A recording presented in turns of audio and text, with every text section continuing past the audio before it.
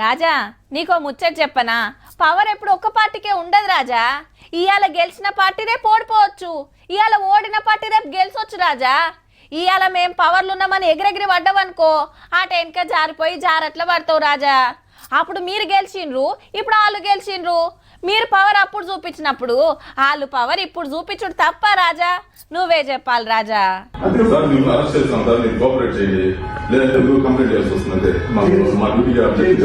Arrest చేస్తున్నామని police sir, నేను రాను అని పోసాని గారు ఆంధ్రాకెళ్ళి హైదరాబాద్ కు వచ్చిండ్రు పట్టకపోతానికి. పానం మంచిగా లేదు, దవాఖానలో చూపించుకున్నాక వస్తా అని జిజ్జు చేసుకుంటూ ఇల్లంతా తిప్పిండు పోలీసులను.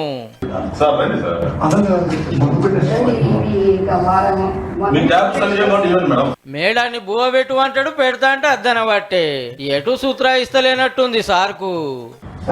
మీకు నోటీస్ ఇస్తున్నాం సార్, అరెస్ట్ చేస్తున్నాం, నోటీస్ ఇస్తున్నాం.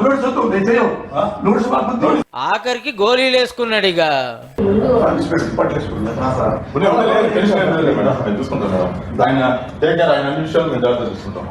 ఏ తక్లీఫ్ రాకుండా చూసుకుంటామని బట్టలు వేసుకున్నాక బండి ఎక్కించుకొని ఆంధ్రాకు తీసుకుపోయిండ్రు.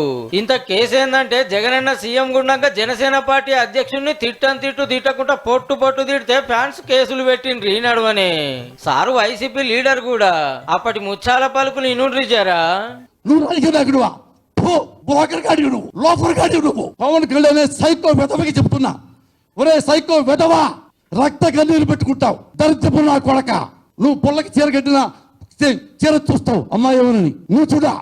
అరే మగోడి అయితే నువ్వు ఫేస్ టు ఫేస్ ఫైట్ చేయరా పవన్ కళ్యాణ్ యాదవ నా కొడక. సినిమాను మించిన యాక్టింగ్ చేసుకుంటా పవన్ కళ్యాణ్ గారి ఇంటోళ్ళను కూడా అనరాని మాటలు అన్నాడు. ప్రతిపక్షంలో ఉన్న చంద్రబాబును లోకేష్ బాబును కూడా రేంజ్ అరుచుకుంటుండే మంచి మంచి మాటలు దేవుళ్ళు ఆడుకొచ్చి.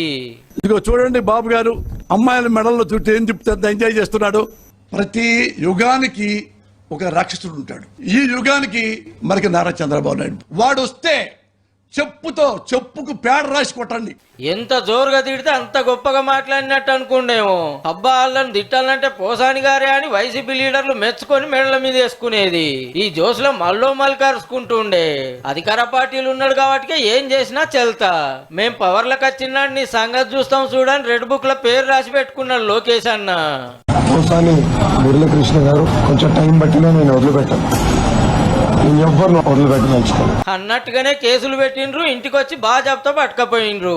అంగెగిరేసి గుడ్లు గురికాయించి తోడలు కొట్టి మీసాలు తిప్పి ఇప్పుడు ఏం మాట్లాడుతున్నావు సారు, నరాలు కట్ అవుతున్నాయి.